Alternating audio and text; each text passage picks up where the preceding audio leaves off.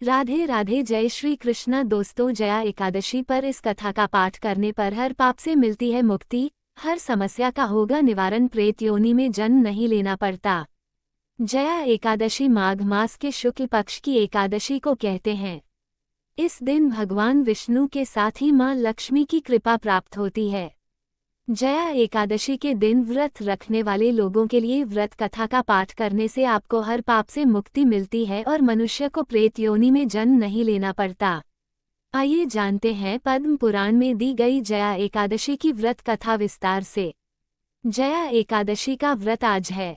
माघ मास के शुक्ल पक्ष की एकादशी को जया एकादशी कहते हैं। पौराणिक दृष्टि से इसका महत्व बहुत खास माना जाता है। मान्यता है कि इस व्रत को करने से आपको पूर्व जन्म के पापों से भी मुक्ति मिलती है और आपको हर कार्य में जय यानी कि सफलता प्राप्त होती है। जया एकादशी का व्रत करने वाले लोगों के लिए इस दिन व्रत कथा का पाठ करना बेहद अनिवार्य माना जाता है। आइए जानते हैं जया एकादशी की व्रत कथा के बारे में विस्तार से। युधिष्ठिर ने पूछा, भगवान, आपने माघ मास के कृष्ण पक्ष की शक्तिला एकादशी का वर्णन किया, अब कृपा करके ये बताइए कि शुक्ल पक्ष में कौन सी एकादशी होती है, उसकी विधि क्या है तथा उसमें किस देवता का पूजन किया जाता है।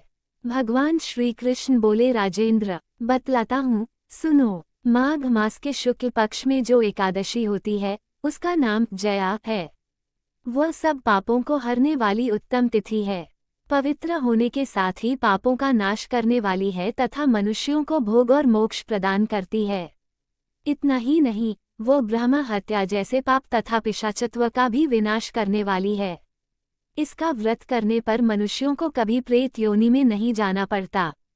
इसलिए राजन, प्रयत्नपूर्वक जया नाम की एकादशी का व्रत करना चाहिए। एक समय की बात है, स्वर्गलोक में देवराज इंद्र राज्य करते थे। देवगण पारिजात वृक्षों से भरे हुए नंदन वन में अप्सराओं के साथ विहार कर रहे थे। 50 करोड़ गंधर्वन की नायक देवराज इंद्र ने स्वेच्छानुसार वन में विहार करते हुए बड़े हर्ष के साथ नृत्य का आयोजन किया। उसमें गंधर्व गान कर रहे थे, जिनमें पुष्पदंत विहार करते हुए बड़े हर्ष के साथ नृत्य का आयोजन किया। उसमें गंधर्व गान कर रहे थे, जिनमें पुष्पदंत, चित्रसेन तथा उसका पुत्र ये 3 प्रधान थे। चित्रसेन की स्त्री का नाम मालिनी था। मालिनी से एक कन्या उत्पन्न हुई थी जो पुष्पवंती के नाम से विख्यात थी।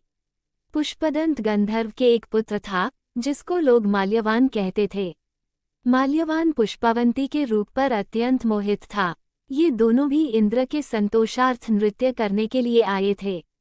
इन दोनों का गान हो रहा था, इनके साथ अप्सराएं भी थीं। परस्पर अनुराग के कारण ये दोनों मोह के वशीभूत हो गए। वित्त में भ्रांति आ गई, इसलिए वे शुद्ध गान न गा सके। कभी ताल भंग हो जाता और कभी गीत बंद हो जाता था। इंद्र ने इस प्रमाद पर विचार किया और इसमें अपना अपमान समझकर वे कुपित हो गए। अतः इन दोनों को शाप देते हुए बोले, ओ मूर्खों, तुम दोनों को धिक्कार है। तुम लोग पतित और मेरी आशा भंग करने वाले हो, अतः पति पत्नी के रूप में रहते हुए पिशाच हो जाओ। इंद्र के इस प्रकार शाप देने पर इन दोनों के मन में बड़ा दुख हुआ। वे हिमालय पर्वत पर चले गए और पिशाच योनि को पाकर भयंकर दुख भोगने लगे। शारीरिक पातक से उत्पन्न ताप से पीड़ित होकर दोनों ही पर्वत की कंदराओं में विचरते रहते थे। एक दिन पिशाच ने अपनी पत्नी पिशाची से कहा, हमने कौन सा पाप किया है जिससे ये पिशाच योनि प्राप्त हुई है। नरक का कष्ट अत्यंत भयंकर है तथा पिशाच योनि भी बहुत दुख देने वाली है। अतः पूर्ण प्रयत्न करके पाप से बचना चाहिए। इस प्रकार चिंतामग्न होकर वे दोनों दुख के कारण सूखते जा रहे थे। दैवयोग से उन्हें माघ मास की एकादशी तिथि प्राप्त हो गई। जया नाम से विख्यात तिथि, जो सब तिथियों में उत्तम है, आई। उस दिन उन दोनों ने सब प्रकार के आहार त्याग दिए, जलपान तक नहीं किया और किसी जीव की हिंसा नहीं की, यहाँ तक कि फल भी नहीं खाया। निरंतर दुख से युक्त होकर वे एक पीपल के समीप बैठे रहे। सूर्यास्त हो गया। उनके प्राण लेने वाली भयंकर रात उपस्थित हुई। उन्हें नींद नहीं आई। वे रति समीप बैठे रहे। सूर्यास्त हो गया। उनके प्राण लेने वाली भयंकर रात उपस्थित हुई। उन्हें नींद नहीं आई। वे रति या और कोई सुख भी नहीं पा सके। सूर्योदय हुआ, द्वादशी का दिन आया। उन पिशाचों के द्वारा जया के उत्तम व्रत का पालन हो गया। उन्होंने रात में जागरण भी किया था। उस मत के प्रभाव तथा भगवान विष्णु की शक्ति से उन दोनों की पिशाचता दूर हो गई। पुष्पवंती और माल्यवान अपने पूर्व रूप में आ गए। उनके हृदय में वही पुराना खेह उमड़ रहा था। उनके शरीर पर पहले ही जैसे अलंकार शोभा पा रहे थे। वे दोनों मनोहर रूप धारण करके विमान पर बैठे और स्वर्गलोक में चले गए। वहां देवराज इंद्र के सामने जाकर दोनों ने बड़ी प्रसन्नता के साथ उन्हें प्रणाम किया। उन्हें इस रूप में उपस्थित देखकर इंद्र को बड़ा विस्मय हुआ। उन्होंने पूछा, बताओ, किस पुण्य के प्रभाव से तुम दोनों का पिशाचत्व दूर हुआ है? तुम मेरे शाप को प्राप्त हो चुके थे, फिर किस देवता ने तुम्हें उससे छुटकारा दिलाया है? माल्यवान बोला, स्वामिन, भगवान वासुदेव की कृपा तथा जया नामक एकादशी के व्रत से हमारी पिशाचता दूर हुई है। इंद्र ने कहा, तो अब तुम दोनों मेरे कहने से सुधापान करो।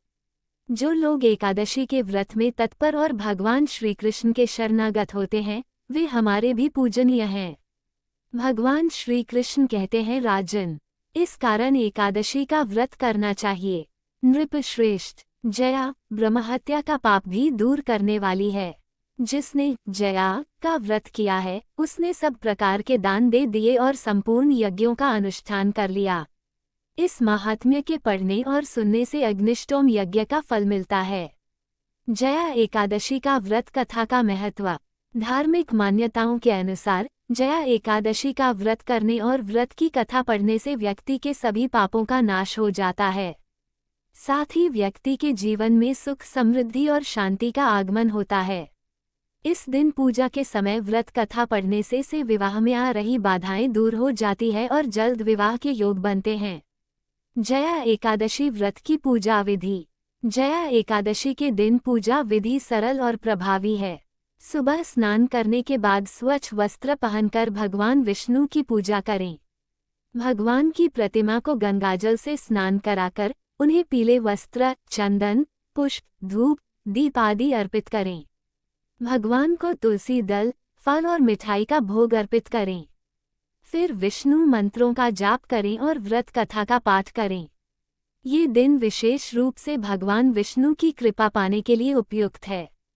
दोस्तों, ये थी आज की कथा। आपको हमारी वीडियो अच्छी लगी हो तो वीडियो को लाइक करें, चैनल को सब्सक्राइब करें, कमेंट में जय श्री राधे कृष्णा लिखना ना भूलें। राधे राधे दोस्तों।